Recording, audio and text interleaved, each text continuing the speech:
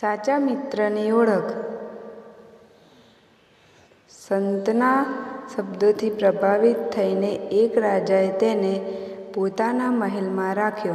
જ્યારે રાજા અને સંત જંગલમાં ફરવા ગયા ત્યારે થાક અને ભૂખને કારણે તેઓનો રસ્તો ભટકી ગયો.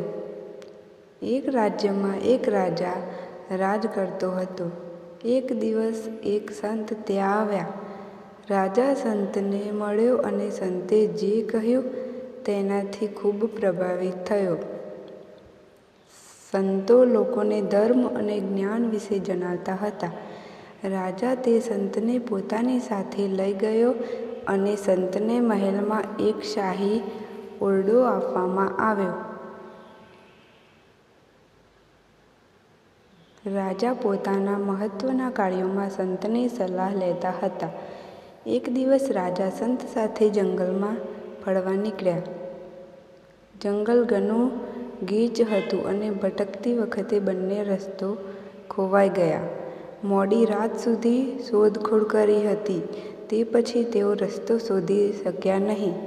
બંનેને ભૂખ લાગવા લાગી. પછી રાજાએ એક ફળ જોયું. રાજાએ તે ફળના 6 ટુકડા કરી નાખ્યા. રાજાએ પહેલો ટુકડો સંતને ખાવા માટે આપ્યો.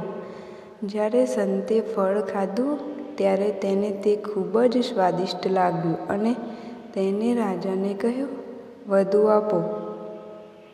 રાજાએ સંતને એક પછી એક 5 ટુકડા આપ્યા અને સંતે બધા ટુકડા ખાઈ લીધા. આ પછી રાજાએ ગુસ્સો આવ્યો અને કહ્યું કે મને ભૂખ લાગી છે અને તમે એકલા જ જમ્યા છો. એમ કહીને રાજાએ ફળનો છેલ્લો ટુકડો ખાઈ લીધો. રાજાએ ફળ ખાધું કે તરત જ બહાર થૂંકી દીધું, કારણ કે તે ફળ ખૂબ કડવું હતું.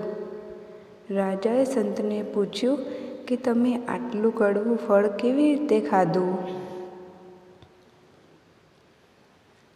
સંતે રાજાને કહ્યું કે તમે મને હંમેશા મીઠા ફળ ખવડાવો છો. જો તમે મને એકવાર કડવું ફળ ખવડાવશો તો હું ફરિયાદ કેવી રીતે કરી શકું?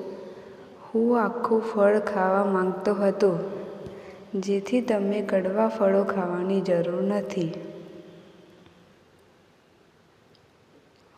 વાર્તા શીખ. આ વાર્તામાંથી આપણે શીખીએ છીએ કે જ્યાં પ્રેમ અને મિત્રતા હોય ત્યાં ક્યારેય ફરિયાદ ન કરવી જોઈએ.